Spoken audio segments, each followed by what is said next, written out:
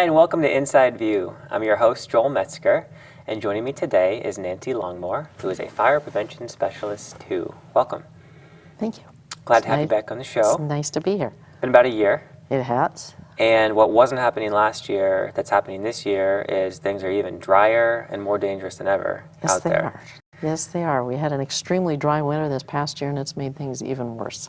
So did you say it was about 2 months ahead of where it was last year? Yeah, the vegetation has been drying out to the point where we don't usually see these conditions until late August. Now we're seeing them here in early July. Fires are burning with the intensity that we don't normally see till August or September. What does that mean for when we do get to August and September? I don't even want to think about it. It has the potential for being really, really, really bad. So we're looking at the potential for catastrophic wildfires in Calaveras and 12 counties this year. Yes.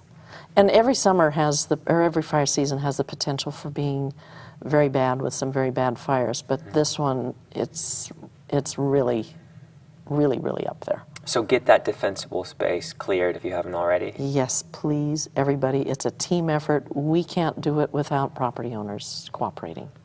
We're going to go into all this in more detail, but before we do, I want to introduce you to those who may not know who you are. Okay. And let's go all the way back. Where were you born? Oh my goodness, Palo Alto, California. And did you grow up there? I grew up in the Bay Area, so I'm a transplant like many people around here are. When you went up through your young years, did you know that you were going to be involved with fire, or was it kind of a later epiphany? Well, fire, I was actually terrified of fire when I was a little kid. You were? I was. But when I was about 5 years old, we went for a family ride up Skyline Boulevard in the Santa Cruz Mountains. My dad saw a sign to a fire lookout and said, let's go see what that is, and went up there, and here was this tall tower and this lady leaning down, overlooking down, saying, would you like to come up? And of course I did. And when I got up there and discovered this building that looked out over the treetops, I was enchanted. How old were you again? About 5. About 5? Yeah. And since then, you kind of had an idea this might be... I wanted to be one of those people that lived in a grown-up's treehouse and looked out over the treetops. Wow. And I did that for about 23 years. How did you go from being 5 years old to actually getting into your first adult treehouse? It was a long trek, and I had no idea how you would do such a thing. But I met a gal in college that was a fire lookout, and one of my roommates also wanted to be a fire lookout, so we teamed up, and the first friend helped us get a job, and it was years later. What kind of training goes into being prepared for that? You had to read and write English. Oh, no. And I got about a half hour of orientation in the tower, and then a smoke popped up, and they said, well, we got to go. Goodbye. Good luck. Here's the firefinder, and here's the maps, figure it out. Where was the first tower that you... It was Berryessa Lookout, right on the Napa-Yolo County line. Beautiful country over there. It was kind of brushy, grass oak woodland. Could you see the lake at all, or no? Oh yeah, it was right up above the lake. Oh, cool. It was pretty cool. Cool. How long did you spend in that area? I was there for 8 years, and then my husband and I moved up to Mendocino County, and we were there for another 8 years, and then we moved down here. How does one decide that you've had enough of a fire tower and you want to go to a new one? How does that happen? It just happened that circumstances came along that we needed to move or go here or go there, and then I was always lucky enough that there was an opening to come up that I always had a lookout job when I wanted one. How did you find your way into this area?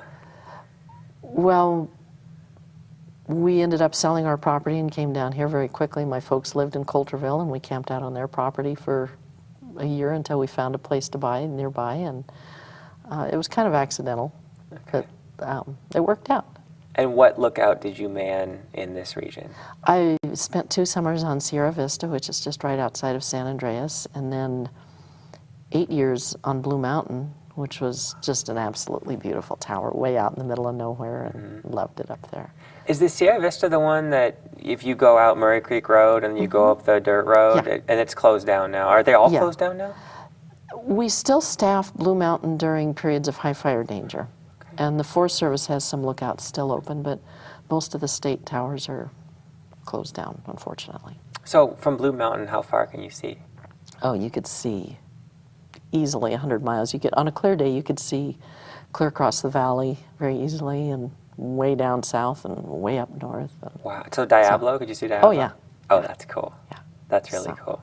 What do you do in a fire tower all day though? I mean, no, you're looking, but if there isn't a fire going on, do you get bored? You have to be really good at entertaining yourself, and you tend to learn to go about your everyday activities like, cooking, cleaning, eating, whatever, while you're just keeping a constant scanning out across the horizon, watching for smoke. And it's amazing how easily you can pick out a little puff of smoke. Like if you were to put a red dot on your hand, that's the first thing you would see. When you see smoke coming out, 50 miles away or 5 miles, whatever it is, it shows up because it's something that's out of place. And I imagine your eyes get very sharp when you do that every day. Yeah, you immediately notice that something's out of place. Okay. So, Does it take a certain type of person to really be able to exist in that environment for a long period of time? you have to be good at entertaining yourself. You have to not mind being by yourself and spending long periods of time alone by yourself, and just somebody that's kind of self-sufficient. And Did you ever get to the point where you said, I just don't know if I can do this anymore? yes, I did. And was that when you stopped, or did you get through that? Well, there was about 3 years when it was like, I don't want to do this anymore, but I didn't know what I wanted to do to take its place, because that was all I'd ever wanted to do. So, What about memories of fires that you spotted which turned into big events? Did you have any big ones? the biggest fire that I spotted was the Ruby Fire in, I think it was 1992, but I may be wrong. That was the biggest fire that I had the first report on. Okay, so there's a thing where first person who sees Yeah. it kind of takes credit Yeah, for that fire? That's kind of the big deal. That's The big deal, That's the okay. goal. Yeah, I saw that one first. That was my first. That was my catch, especially if you can snag it out from under another lookout. Oh, okay. Now, as soon as you see a fire, do you say, okay, at 3:48, I saw this fire, and then... Well, you swing the firefinder around. You line up the azimuth, the azimuth on the fire. You get the degree reading, figure out where it is, distance-wise, or what drainage it's in, or what ridge it's coming up behind, or just a general location. And then you radio it into the dispatchers, and then they start the ball rolling, and you give them periodic updates as it becomes necessary, and it's kind of their eyes in the sky. Oh, yeah. And as you watch these, you're pretty much watching these giant fires kind of unfold before your eyes. That must be kind of exciting in a way, I imagine. It is. It is. I saw the Old Gulch fire. I didn't get the first report on it, but that was because it hadn't come up over the ridge yet. A local report came in. But I did get to give the first official update on its condition. Oh, cool. And then I mean, not cool. That was a horrible fire. Yeah, I watched it for 4 days, just progressing, and it was an amazing event. And what really makes me a little crazy now is the people that live in the area where the Old Gulch fire went through tend to kind of forget about doing their defensible space. Do they? They really, yeah. And the potential's obviously there. It happened. The brush is potential back there. up again. Yeah, the brush is back up. The trees are gone, and the brush is back way more than it was before. And everybody needs to get that clearance done around their homes, and it seems like this year a lot of people just are not doing it. Any idea what's going on with the decision making? I don't know. I would like to know. And I know a lot of people say, well, nobody's been around to give me an inspection, so I guess everything must be okay on my property. Whereas if you were to throw a match out on that property, you'd have flames 10, 15 feet tall coming off grass that may be 2 or 3 feet tall. Sounds like good fire conditions. As excellent fire conditions. Yeah. Wow, scary. Yeah. When you finally left the tower, you must have come up with a new occupation that was suited to your talent. What was that new occupation? Well, again, I kind of accidentally fell into fire prevention. So went from being completely isolated to completely immersed in human contact. So I had defected to the Forest Service for a while, and that's where I got my start in fire prevention. And then I was lucky enough to come back to CDF, as it was known at the time, or Cal Fire as it's known now. And you are now a specialist too, fire prevention specialist too. Yeah. What does that mean? What does a person like that do? It means a lot of work. A lot of work. A lot of work. I do a lot of education, winter times, a lot of school programs with kids. We go to almost all the schools in Tuolumne and Calaveras counties. Kindergarten through third grade classes, we teach them fire and match safety. And then we do public events, fairs and home and garden shows and whatnot. And this time the big push is on defensible space, trying to get everybody to do that defensible space, whether somebody shows up on their doorstep to ask them to or not. Last year, you were pushing the Ready, Set, Go. Yes. And within that, that's not happening this year, but under the first portion of that, it was defensible space. Yes. And that's kind of the part of being ready for a That's wildfire. the ready, yes. So let's say I'm a student or a homeowner in one of your courses. What kind of information do you share with me?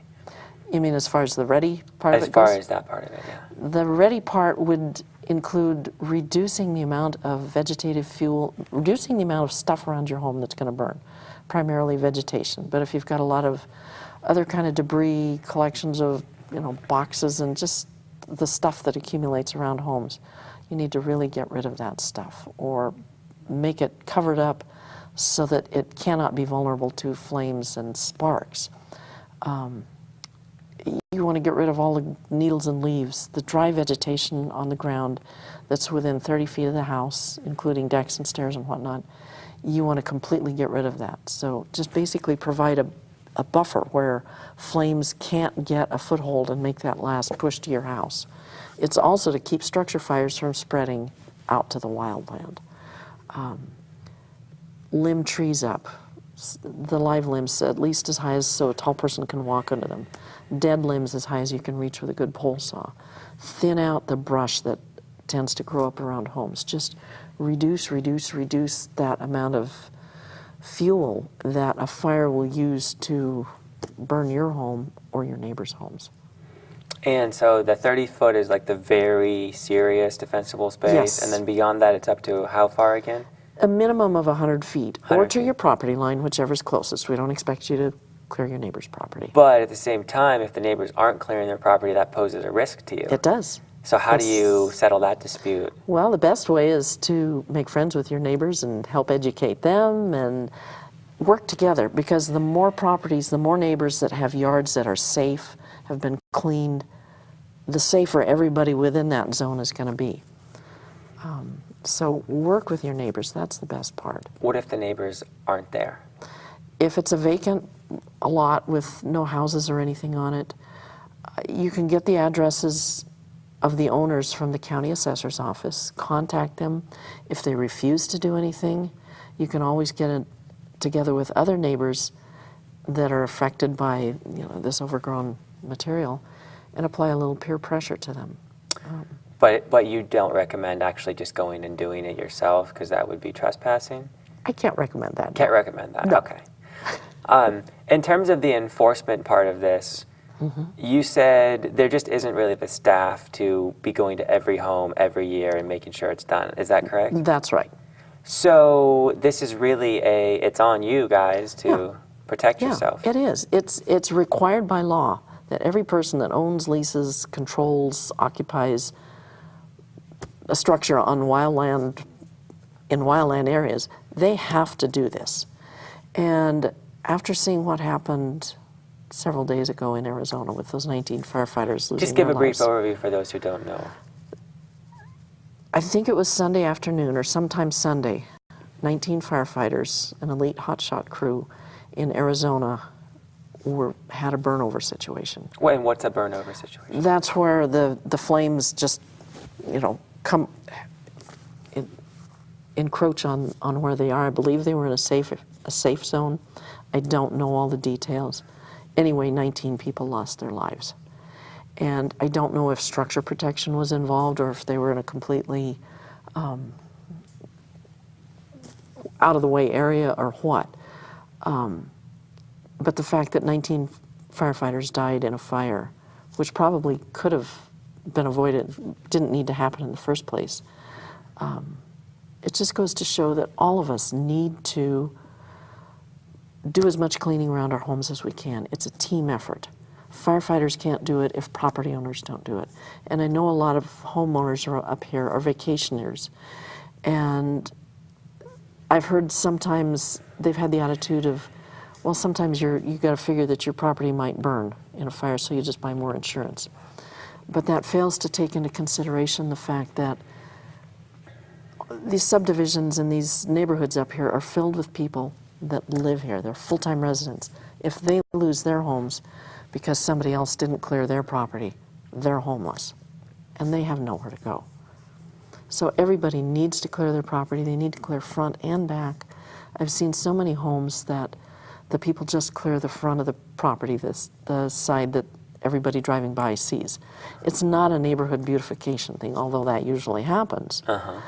It needs to be done all around your home, because it's not about seeing how much you can get away with or tricking the fire department or keeping the fire department happy. It's keeping you safe, keeping your property safe, your neighbors and firefighters too.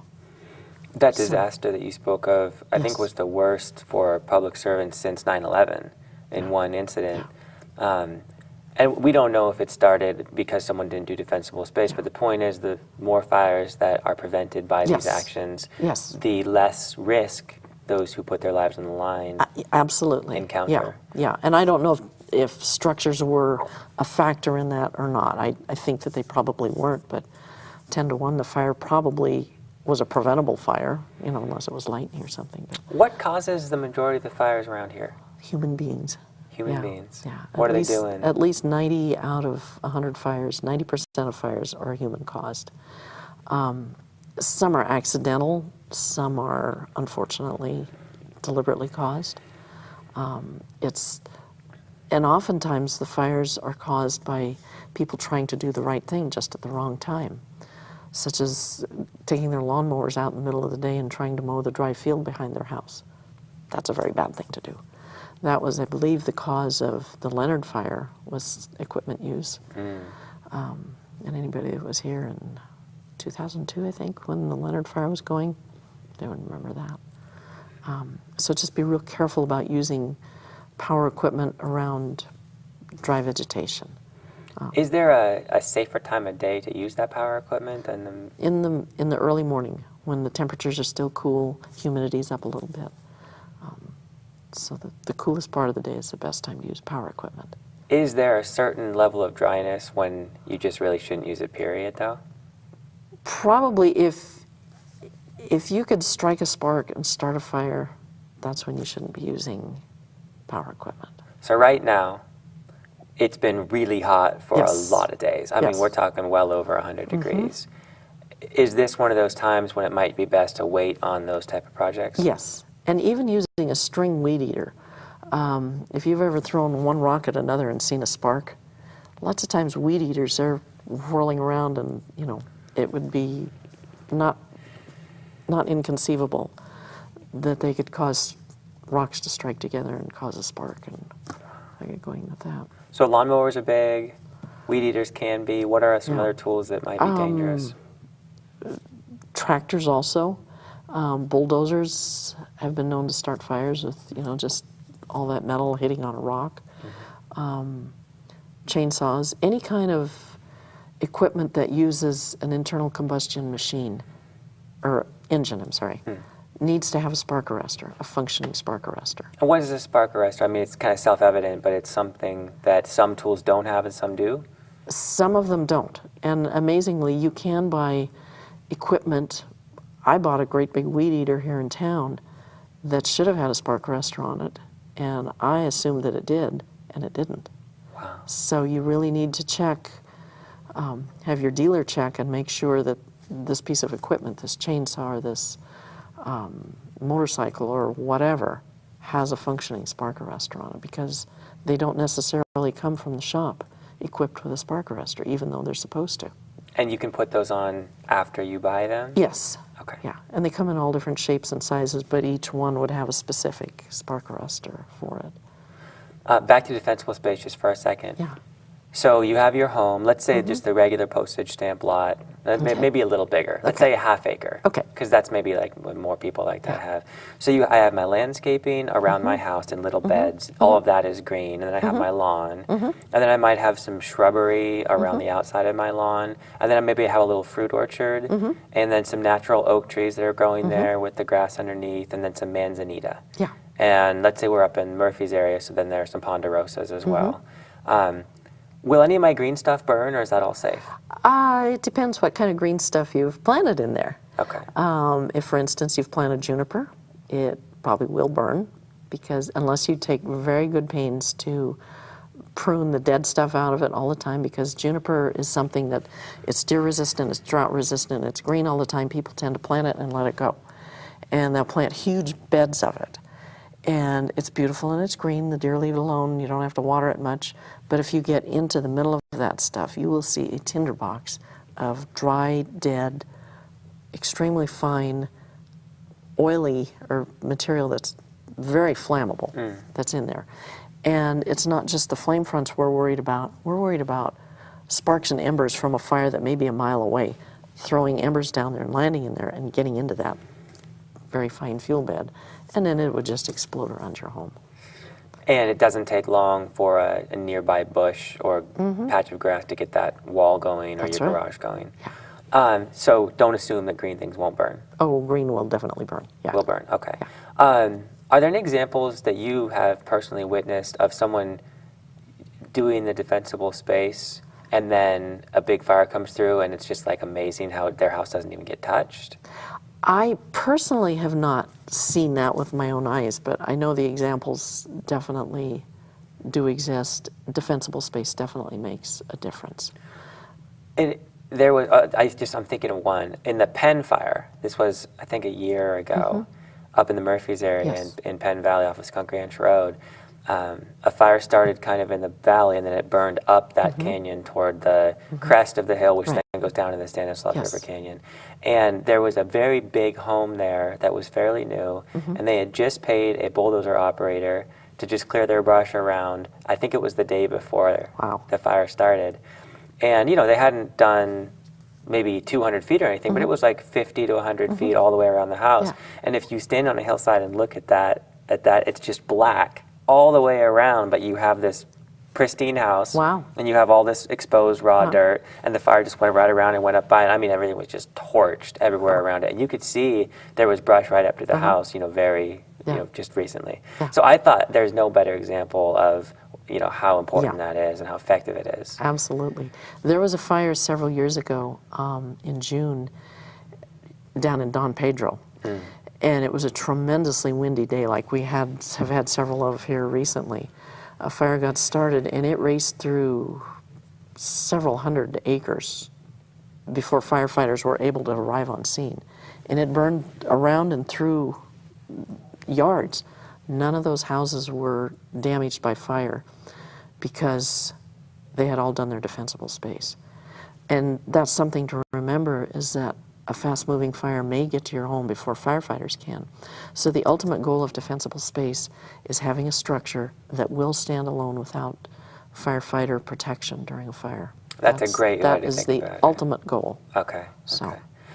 It's not just about that, though. There are two other, this is from last year, but the set and the go. And we can kind of put those together. What do you need to do? Let's say you do need to leave your house. What do you need to prepare on the inside of the house in case maybe you, heaven forbid, lose it? Yeah.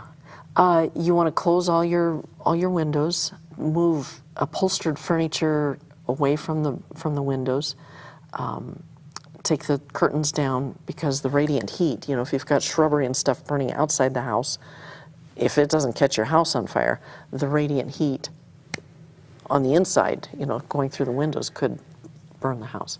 But you need to prepare, you know, a getaway package, you know, with all your medicines, your important papers, your documents.